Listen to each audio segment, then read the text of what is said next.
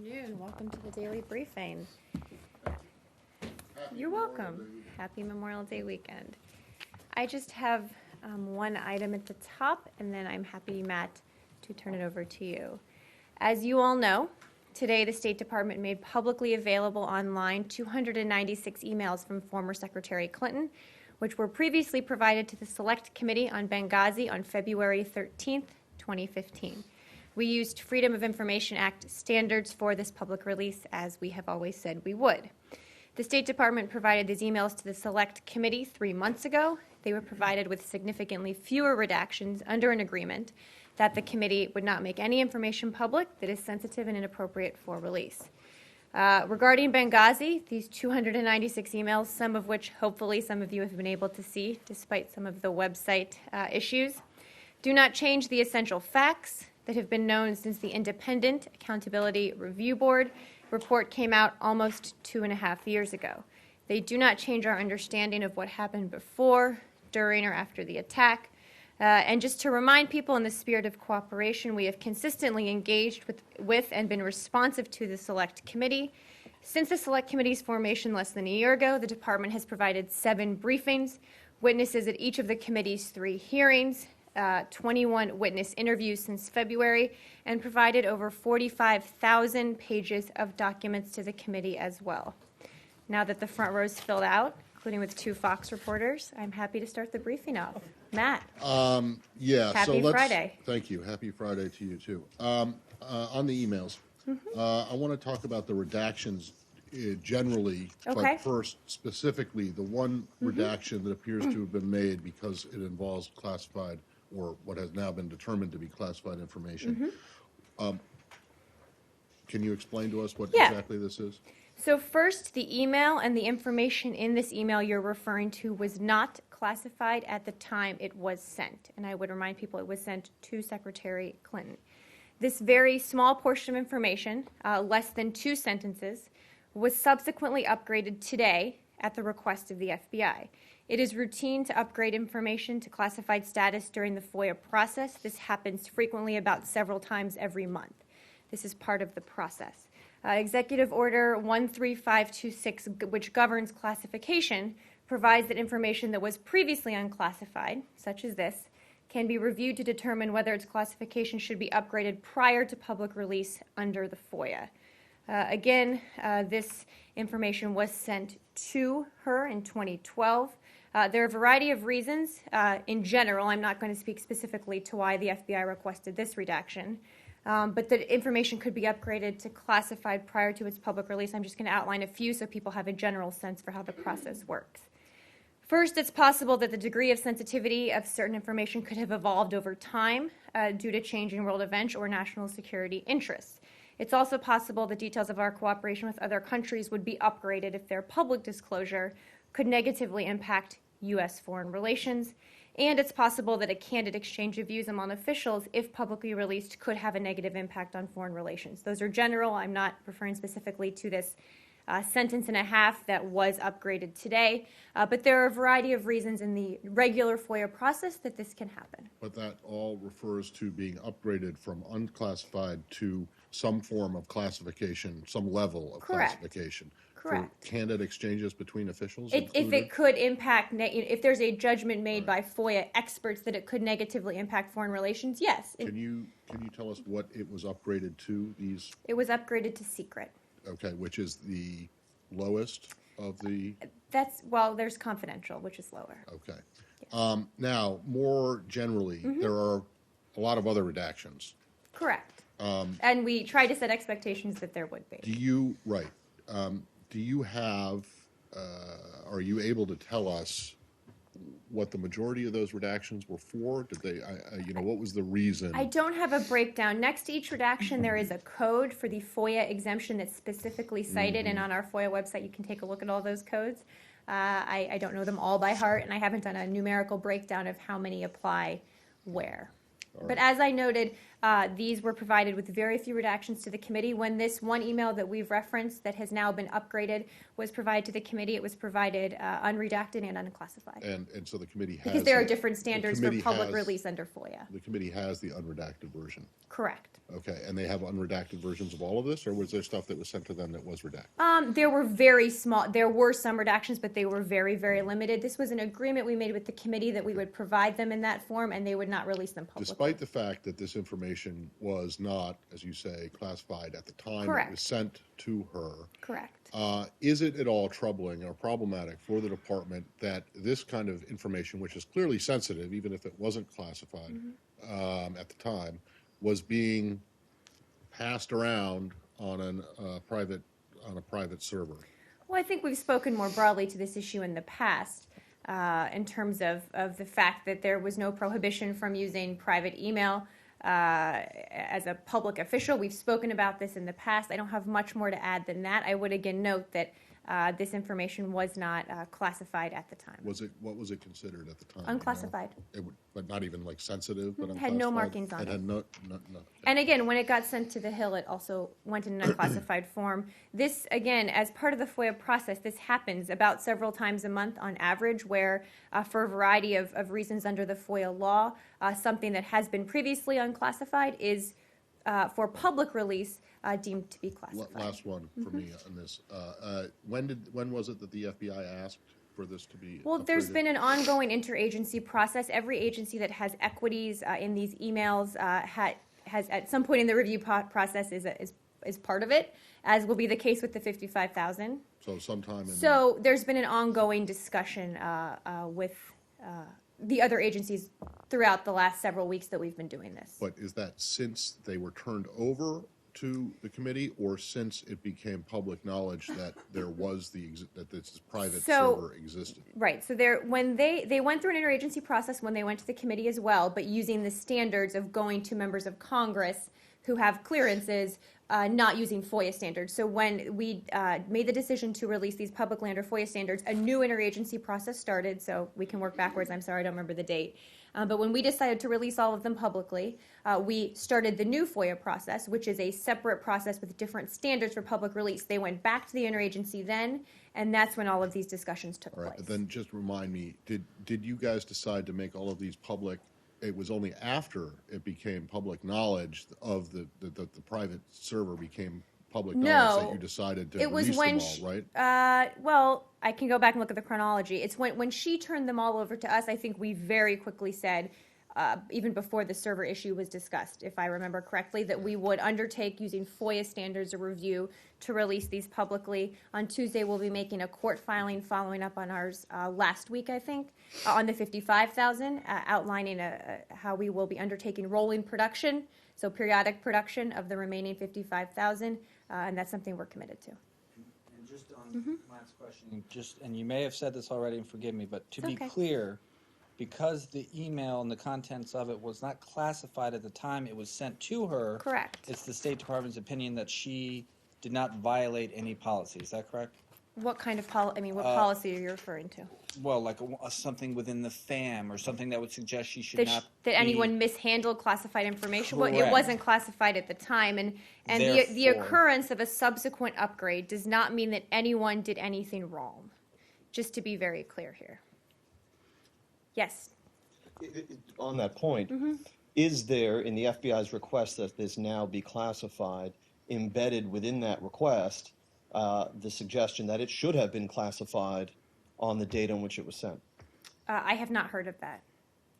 I mean, I don't, the answer is I don't know. I haven't heard that in any of the discussions. As I said, this happens pretty regularly, that something is, But you would this concede- process happens pretty regularly. You would concede as part of that regular occurrence, it's quite plausible that in some instances, something is upgraded in its classification from unclassified to some measure of classification because it should have been at the time and was And not, that's correct? not- That happens, yes? That has happened, but in this case, what we're talking about is something not, I don't think that's what we're talking about here. We're talking about something that, again, when it went to the Hill was sent unclassified. It went through an interagency review process then when technically it also could have been upgraded. It's my understanding that this was purely using the FOIA standards for public release. that the FBI request, and again, I don't want to speak for them, but that the request was made, and ultimately the State Department writes the upgrade memo and signs off on it. So that decision ultimately lies here to do that. But it was at this request. So we decided to do this using the FOIA standards that for public release, this is permissible. Is it the working supposition of the department right now that it was from some source associated with the Benghazi Committee that the New York Times obtained the large trove of emails that it put online? Honestly, I said this the other day. I've given up guessing where leaks like this come from. As I said, the department certainly didn't provide the emails that were alleged to be part of that trove, which I'm still not going to confirm are actually part of it. But we certainly didn't, and I'm just not going to guess about that. Do you It's know a game, whether, I think, that gets you nowhere. do you know whether there is an investigation underway to determine how those documents came into the possession of the New York I Times? do not know. I'm happy to check, but I don't know. Do you happen to know whether, if we were to compare specific documents that appear to be the same ones from the New York Times trove to those that were officially released today, we would observe different redactions? Because one was sent to the committee and the other was redacted under the FOIA process, as you're making clear. Well, without commenting on the specific documents that were posted on the New York Times website, if people had in their possession, which they shouldn't, documents that were sent to the committee, and I'm not saying that those are they, okay? I'm not. But the documents that went to the committee would look different than the ones that were released under FOIA because we use different standards. In order to be as transparent as we possibly could with the committee, we agreed to do very minimal redactions so they could see as much information as possible. FOIA standards are more restrictive for public release. One of the documents released today included an exchange of emails between Cheryl Mills and Matt Olson, who at the time was the head of the National Of Counterterrorism NCTC. Center. And it was in the fall of 2012. And Mr. Olson was reporting confidentially to Ms. Mills on how he thought congressional hearings about Benghazi were going at that time. Fine, he said from his perspective. And also reporting on his debriefing or his interrogation by the ARB, the Accountability Review Board, saying that it was an excellent session. And lastly, telling Ms. Mills that the intelligence community, or at least the NCTC, is continuing to fend off questions about the unclassified talking points. You agree that I'm correctly characterizing the correspondence? I've read all the emails. I remember that one. Broadly speaking, I Okay. don't remember the last point about the talking points. I just Okay. don't remember seeing that in his email. It's I'm in happy there. to go back and check. Do you have any thoughts as to the propriety of a senior intelligence official carrying on that kind of correspondence with the Secretary of State's Chief of Staff? What's the reason for it?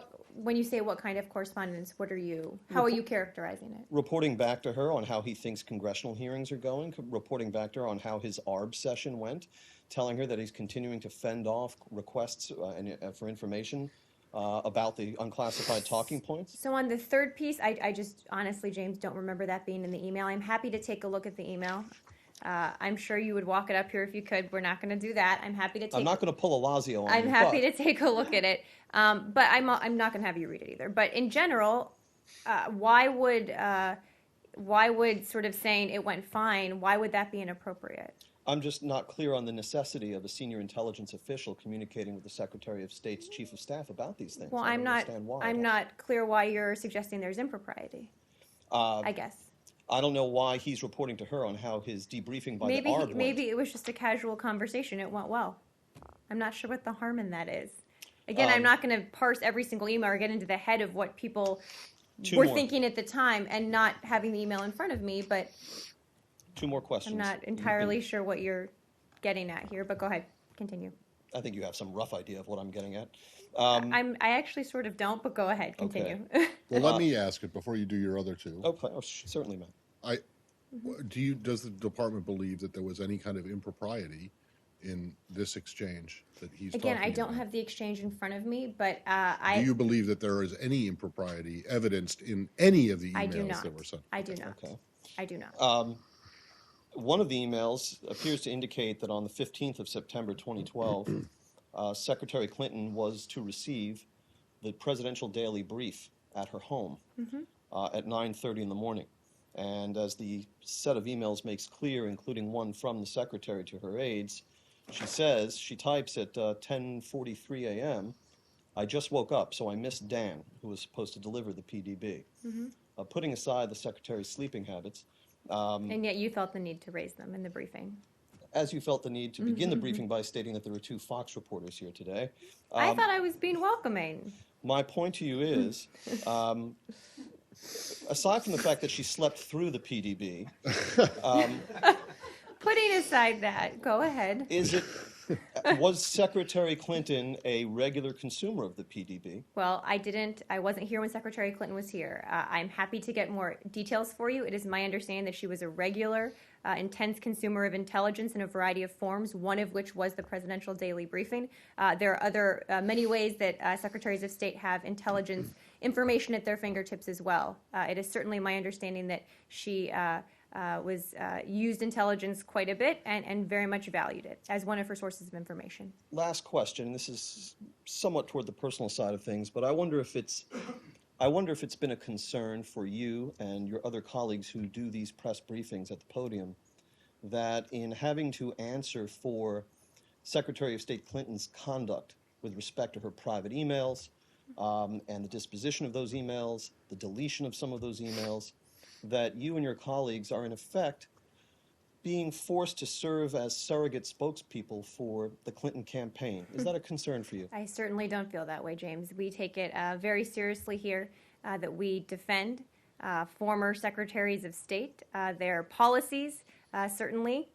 That is completely independent from any political campaign that may or may not be going on. As I've often said, I am happy in this job to not have to worry about political campaigns. That's why when we talk about these things, we are very factual. We talk about what this department has done, did do in the past to the extent that we can, and quite frankly, stay out of all the politics as much as some of you try to drag us into it. Well, you defend all former secretaries of state? Certain- On Tuesday, I'll ask you to defend Seward. Former secretaries of state in the administration in which we serve, and When their policies, what they do is defensible. and when they're well, look, when we talk about the policies of this administration, that includes policies under Secretary Kerry and under Secretary Clinton, but we keep it in a very nonpartisan and non-political lane. We, including myself, feel very strongly about that. Incredibly strongly about that this podium is a nonpartisan and a non-political one. And yes, she is running for president, and that is a fact, but that's why when you ask me questions about her, I keep it based on the facts. We keep it based on what the department does as a whole, what Secretary Kerry's doing today in terms of all of these issues, whether it's FOIA or getting things released. Do you defend her sleeping through the PDB? I think I'm going to move on. Any more on this? No, I just feel like I need to ask, when's the next batch coming? So I think when we make the court filing on Tuesday, I expect that we may, hopefully, be indicating when the first rolling production will be. Secretary Kerry is very focused, as are all of us, on doing this as quickly as possible, and that's certainly a goal. We're going to be expediting more resources to both the congressional production side, because we have a number of outstanding congressional production document requests, but also to reviewing the 55,000 emails for public release. So this is a huge undertaking, certainly, but we are working as quickly as we can, and hopefully we'll be able to say soon when the first rolling production will be. Yes. And how many would those be? We're trying to determine that right now. It may not be the same every time. We're just as many as we can get done, basically, by that date. And given, some of these emails won't have other agency equities involved, so those will probably be done a little quicker. But when you have all these other agencies, it's just a process that takes a little longer. Yes. Yeah, going back to the change in the classification level of The the upgrade. redacted, It the wasn't upgrade. classified to begin with. Yes. You had said that this is a fairly regular thing or routine It happens about process. several times a month in FOIA requests. Would the fact that this is as routine as that kind of highlight the flaw in the policy of allowing people to send emails on personal servers if there's routinely information that is then upgraded in classification Well, level? but you're, I think, assuming something about the reason for upgrade. And oftentimes, the reason for upgrade is because it's not appropriate to be released publicly under FOIA. That's different than it being unclassified and being sent around on an unclassified email. Sure. So those are just different standards. So I think you're just making an underlying assumption about why things are necessarily upgraded, which is not necessarily the case. But private servers, probably almost in every instance, are probably less secure than government servers. And if there's information that's routinely upgraded in classification because it's determined that it's actually not something that But you want those, released, well, go ahead, sorry, you can finish Well, and then I'll let you continue. in that case, doesn't that highlight a potential security threat with the way that information is handled or has been handled in the past in this building? I mean, I think you're making a broad statement. There's a variety of reasons that things can be upgraded. But if one of those reasons is that that information is too sensitive to be seen in the public, But that doesn't mean that if it wasn't being released publicly, it would have been upgraded. Do you see what I'm saying? Independent of public release, that doesn't mean it would have been classified. but there are other ways it could get out, especially if it's on a private server. I understand the question, but I think I've answered When you it. say, talk about these retroactive, It's not retroactive. It doesn't go back. It just starts going all right, forward. okay, the wrong word, sorry. When you It's talk okay, about just a changing the key point. classification or making something Upgrading. classified, you say it happens often several times a month, but does it happen several times a month with people's private emails? Or are these within It the happens- state.gov emails? I mean, it happens several times a month in FOIA requests. I don't have more details But than that. normally FOIA requests cover just state.gov emails, right?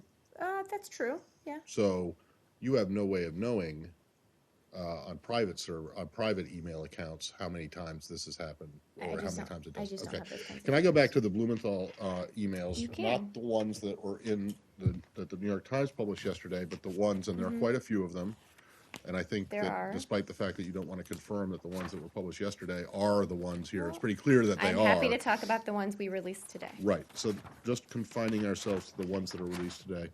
Does the department think it's appropriate for some kind of outside political, former political advisor to be sending the secretary, this kind of stuff, and for the secretary then to be passing it on, even when the information is occasionally deemed to be dubious or without merit? Well, I think secretaries of state often hear from a variety of outside voices. They often get advice or information from a variety of places. And as I think people have now seen, hopefully in the documents, sometimes the secretary passed these on. Sometimes they made judgments that they didn't seem credible, didn't do much, it appears, beyond that. But again, this is, secretaries often get information from a variety of sources. Many of these emails that were the secretary then passed on to Jake Sullivan, our deputy chief of staff, who then circulated them as he saw it. Are you aware of any among people who are still in the building who were there? Were there any senior officials who were kind of annoyed by the fact that they kept getting emails from Jake saying a friend of HRC says this? I don't know. I haven't heard that, Matt.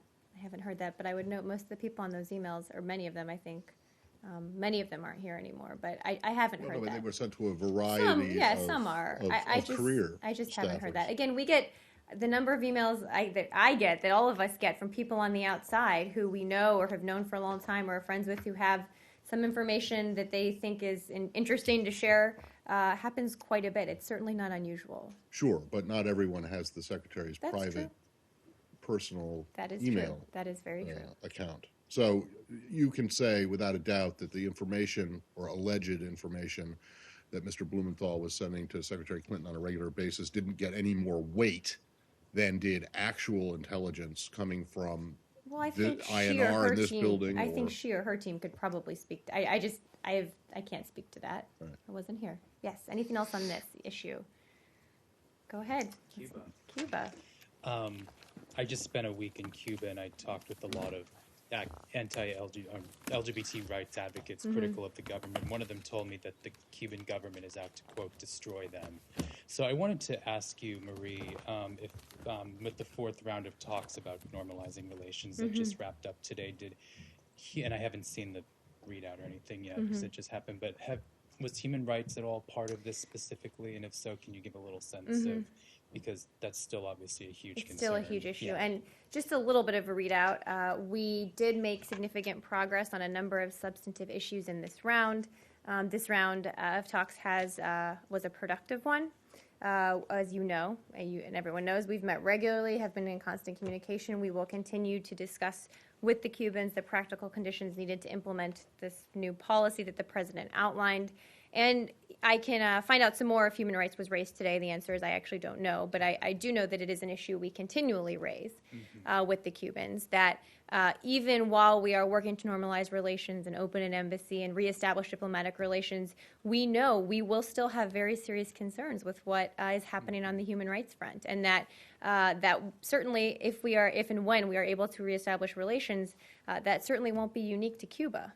Many countries we have relations with, certainly we raise concerns about human rights, so we'll keep raising those concerns. But let me find out if it was raised today. I just don't know. And as a quick follow-up to that, I just was made aware by my colleague at the White House who said that, I'm reading what Josh Sherman has just told me, concern for human rights of LGBT Cubans is among reasons for policy change to reopen U.S.-Cuban relations. So any thought on that? Absolutely. It's one of those areas where we believe that if there's more ability for Cubans to have access to the outside world and contact with Americans or others from the outside world, if there's more back and forth travel between America and Cuba or other countries in Cuba, if Cuba is more open to the world on all of these issues, including LGBT issues, we think that's a net positive because there will be more outlets to express some of these issues, to discuss them, to hopefully change them. And I think that certainly underpins a lot of the new policy. And then my final question, do you have any possible timeline as to when an announcement might happen? We might hear something about embassies reopening to allow further diplomats to travel outside Havana to meet with some of these folks who criticize the government? Yeah, I really don't. I wish I could give you a timeline. Believe me, I wish I could, but I really don't. Thank you very much. You're welcome. We can ask Yes. a follow-up question. In their comments earlier today, both Jacobson and Vidal referenced what they called the functioning of embassies as being one of the issues that was broadly discussed over the past 2 days. Is that an indication that one of the remaining sticking points is the level of freedom that diplomats would have to move around in Cuba or move around in the United States? I think generally speaking, it's, excuse me, excuse me, it's allergies. I think generally speaking, those are ongoing issues of discussion, yes, but there's a number of issues. Saudi Arabia? Sure. Do you have any reaction to the explosion in Saudi Arabia I today? do. We condemned today's attack on a mosque in Saudi Arabia that killed more than a dozen individuals and left dozens wounded. We have seen reports that ISIL has claimed responsibility for the attacks, but we cannot confirm those details. I know the Saudis are doing an investigation right now. What else? Okay, go ahead. In the president's interview with Jeffrey Goldberg yesterday, he said that there was no indication that Saudi Arabia was looking to become a nuclear state. Is that the view of the State Department as well? It is. Saudi Arabia is a party to the Nuclear Non-Proliferation Treaty. It's committed never to acquire nuclear weapons. This is something we attach great importance to their continued implementation of these commitments. As you know, we've consulted regularly with them as we've talked with the Iranians on the nuclear negotiations. So this is something I think we'll continue doing. But there's no concern about recent meetings with Pakistani authorities, talking to Saudi authorities, presumably about becoming a nuclear state? Well, I'm not sure I would presume that was the topic of discussion, and I don't think we have concern about it. Marie, Yes. on the explosion, do you think that it would increase the tension between Sunni and Shia, especially that ISIL targeted a Shia mosque? I think we're going to wait and see what some more of the facts are, given we can't confirm that it was ISIL. Obviously, no matter who the perpetrators were, this is a very bad thing. Let's go in the back, yes. Can I return to ISIL? We talked about it You yesterday, can. Marie, in We the did. US strategy. Today, the Iraqi Deputy Prime Minister and the Iraqi Deputy President have said it's time for a change in strategy, that what the US-led coalition is doing simply isn't working. What's your view on Well, that? And is it time for a rethink, even though you were very staunch in your My defense of it answer yesterday? hasn't changed in the last 24 hours, I promise. And I haven't seen those comments. I think we've been clear of the seriousness of the situation. We constantly look at our policy to determine the best path forward here. But we have a strategy in place that, to be fair, has only really been in place for about 8 or 9 months now. And if you just think about, for some perspective here, how long it took to degrade AQI in Iraq, when there were many American boots on the ground, when AQI was much less better equipped and trained and funded and capable than ISIL is. If you think about the years that took, it's just some perspective here that this is a long-term strategy. We have always said that, and I think it's a bit unrealistic to think in 8 months that suddenly there shouldn't be tough days on the battlefield. So we believe we have the right strategy. We are constantly looking at it, evaluating it to determine the best path forward. But overall, we believe in the strategy we have, as much as I did yesterday. But you would accept, though, that you don't stick to a strategy just because you've committed yourself to a 3-year strategy to defeat ISIL. If there are very clear signs that the strategy isn't working, but you also and don't, people on the ground say it's not working, senior people on the ground say it's not working, then perhaps it's time for a revision. You also don't just abandon a strategy because you have a setback that, quite frankly, we knew there would be setbacks like this. So you don't just abandon it at the first setback. You stick with it, you keep looking at it, and that's what we're doing.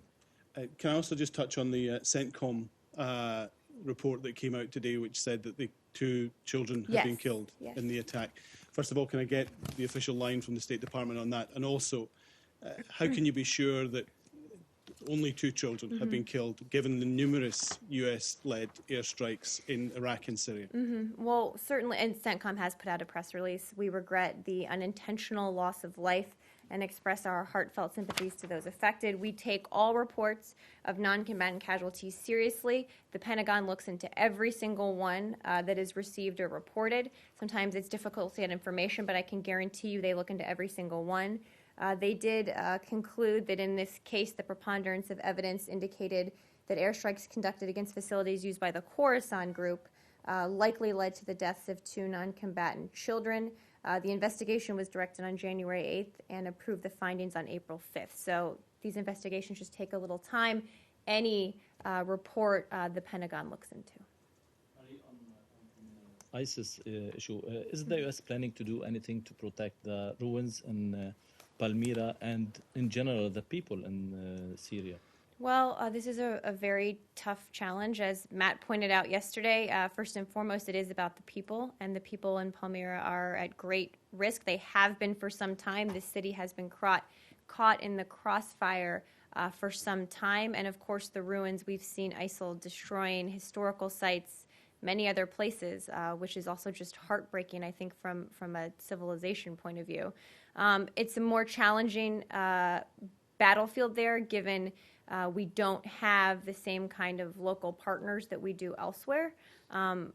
It's just a more challenging environment, and so obviously it's a very serious one, but not much more to share on it than that. And do you expect the UN Security Council will react to protect the ruins first and then the population, or it will... You'd have to ask the UN. I haven't heard of any possible Security Council action. And any expectations from Paris meeting on Syria and Iraq? I think we'll probably have more to say next week on that. Yes, go ahead, Barbara. Just to follow up on this rethinking or constantly looking at our policy, as you said, which depends, of course, on partners on the ground, as you've said and others many times. And the President, in the interview, mentioned that he had confidence in Abadi's commitment, but there are questions about his ability from various quarters in Washington. Is that part of your constant relooking at the policy? Is there a plan B if the partners on the ground part of it just doesn't work out? Well, first I'd say the President and the Secretary and everyone who works on this issue has confidence in Prime Minister Abadi. He has done a number of things right in one of the toughest jobs in the world.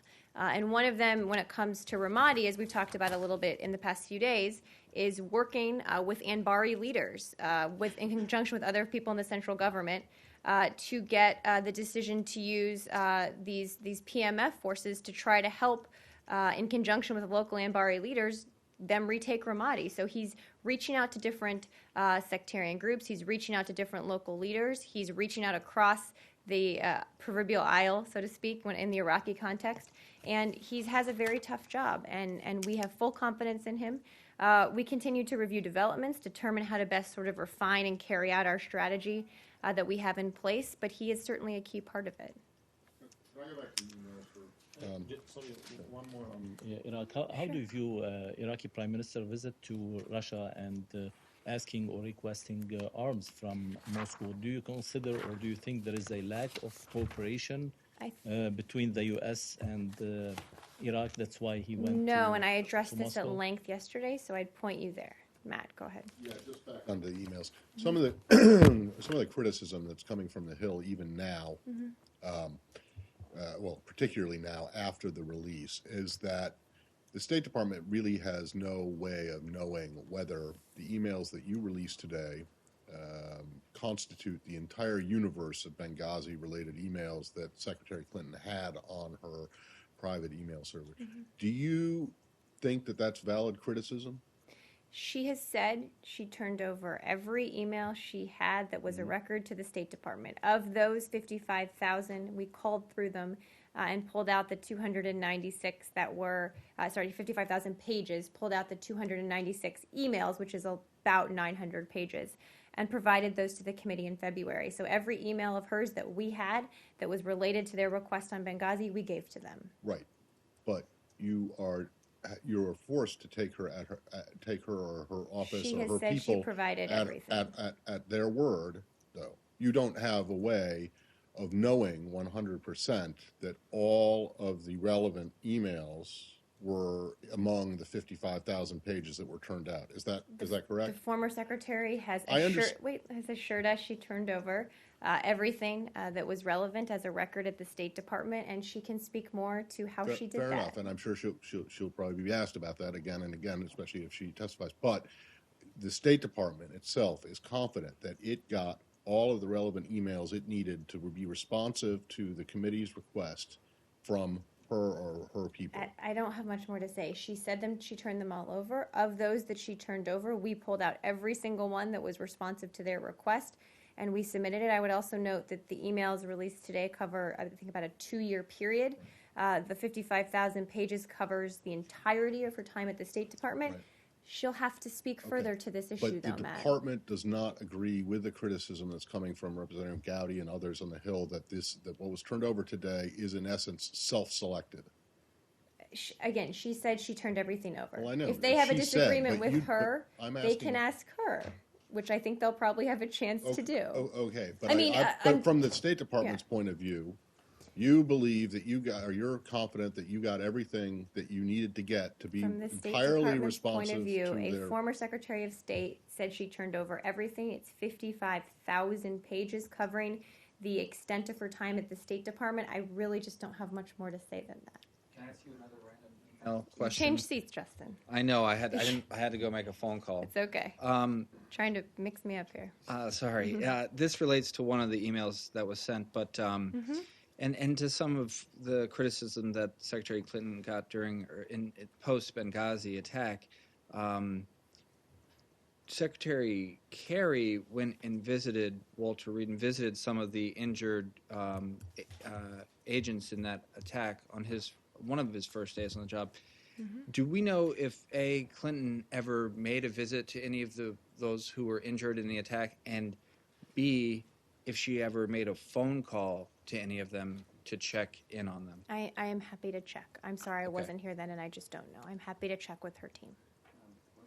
Former acting director of the CIA, Mike Morrell, in a recent interview said that he A fellow believes, Buckeye. right, he believes that the server at one point was probably hacked by a foreign service, foreign government. Do you agree with that assessment? Her staff has said there is no indication that her account was ever compromised in any way. I think for more questions about that, I'd point you to them. But why would a former acting director of the CIA, somebody who knows a thing or two about espionage, make such I know. a claim? I'm not sure if he has direct knowledge of her server or her email, though, and I think her folks are best equipped to speak to that. They have spoken to that, and they're the best people to answer that Do you question. think he was just kind of winging that on a radio interview? I have no idea. I didn't hear it.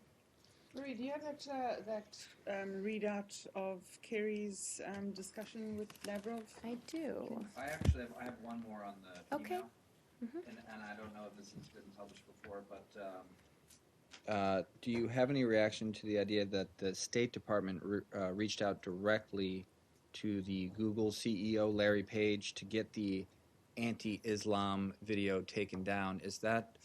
Does that demonstrate perhaps some impropriety to be reaching out to a Google CEO who ultimately did not comply to take down that inflammatory I'm sorry, I quite video? frankly don't know I'm not familiar with what you're referring to. I'm happy to look into it. But also, can I just clarify your comment earlier on impropriety? Were you talking about the specific emails that James raised, or were you talking about generally? on Overall, all the- again, overall? I've read most of them. I've looked over them, and I haven't seen anything that I would consider to fall into that category.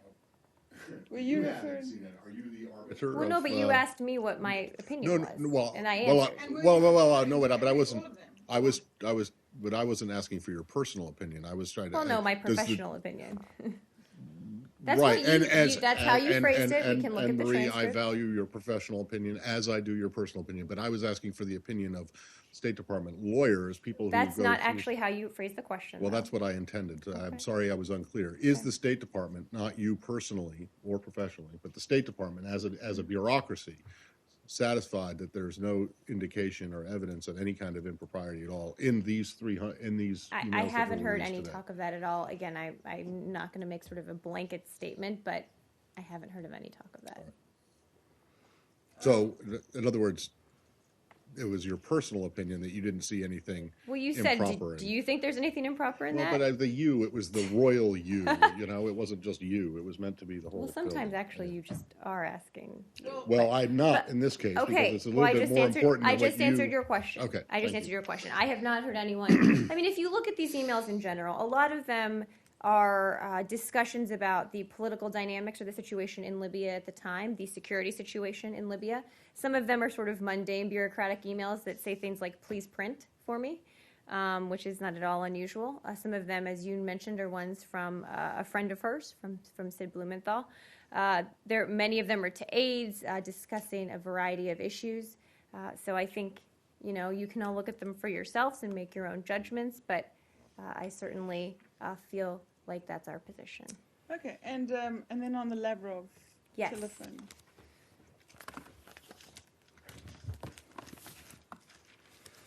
The Secretary spoke with Foreign Minister Lavrov yesterday to follow up on a number of issues that they discussed in Sochi, chief among them the need for Russia to make progress fully implementing its Minsk commitments in Ukraine. They also discussed the need for a genuine political solution in Syria, one where there is no future for Bashar al-Assad in Syria, the ongoing violence in Yemen, and the Arctic Council as well. Do you know about? Do you have independent confirmation that the Iranian cargo ship has actually docked? I don't think I do. Let me check on that when I get off of the podium. Can you be more specific in terms of Yemen? You mentioned the ongoing violence. Anything more than that from the meeting that you can share? I don't have anything more to share from that call. And on Syria, are you getting on the same page with Russia regarding the future of President Assad? Well, our position certainly hasn't changed, that there is no future for Bashar al-Assad. He has lost all legitimacy to lead. And the Russians have, as we've always talked about, agreed to the Geneva Communique framework for a political transition. So that's obviously what we're focused on. But they I read, don't think I they have read much more the on communique differently than the U.S. Does. I just don't have much more for you on this. Go ahead. Spratly Island. Yes. As you know, Colonel Warren yesterday mentioned the next step would be for the United States military aircraft to fly within 12 nautical miles of reef. So, did the U.S. government determine this mission and policy fly over that reef? Well, U.S. military planes operate in accordance with international law in disputed areas of the South China Sea. This is an important principle. As we are aware, and as we saw, I think, on some TV reports, China frequently issues warnings to these aircraft. It's unclear what basis they issue these warnings on, but the U.S. military has and will continue to operate consistent with the rights, freedoms, and lawful uses of the sea in the South China Sea. And I think DoD probably can speak more to it. Even within 12 nautical miles? For those specifics, I check with DoD. Okay, one more. As you know, Chinese government expressed a strong dissatisfaction, and they said they will take necessary measures. Do you have something to say against this? Well, again, we are sort of unclear on what basis it issued the warnings to the U.S. military plane that's been referenced in a lot of these reports. As I think you know, Secretary Kerry in Beijing raised the issue of China's land reclamation, the pace and scope of it with Chinese leaders across the board, and our concerns about that and the possibility that this could lead to tensions in the region. So it's an issue we're very focused on. Anything else? Okay. Burundi. Has there been a change in the U.S. funding for Burundi in particular? Is the U.S. looking at cuts in funding that may impact its involvement in Amazon? It's my understanding there hasn't been a cut to funding. We continue to support Burundian troops currently in Mogadishu under Amazon, but due to security concerns inside Burundi, the U.S. has temporarily halted peacekeeping training activities, such as the Africa Contingency Operations Training and Assistance Program. Continued instability and violence in Burundi, and in particular the commission of human rights violations and abuses by security forces could jeopardize Burundi's ability to continue to contribute to the Amazon peacekeeping mission. We are also, though, I would say, understand that members of the military have largely acted professionally and neutrally during the recent protests. We're aware of at least 2 press reports of soldiers being shot and killed while acting to protect civilians during skirmishes with the police. And we, for that, express our deepest condolences to the family and friends of those soldiers. So clarifying, you're saying the funding level is the same, it's just that the training is... Correct. It's being... Due to the security concerns inside Burundi, that's correct. Did you suspend development aid? I don't know. I I haven't think some European countries have. I haven't heard that we have. Let me triple check on that. And the peacekeeping training, that's specifically for Amazon? Let me check on that. Part of it is the Africa Contingency Operations Training and Assistance Program, but I'm not sure exactly what that goes to. So I can check, yes. The most recent issue causing tension between Japan and South Korea has been over whether the United Nations recognizes certain sites as historically significant. I guess, A, do you know what I'm talking about? But B, if you do you have any reaction to? I do. It came up during some of our meetings there, yes. Do you have a statement on that? I don't know if we have any response at the moment. Let me check with our team and see if we do. Yes, but I am aware of the issue you're referring to with UNESCO. Anything else? Bless you.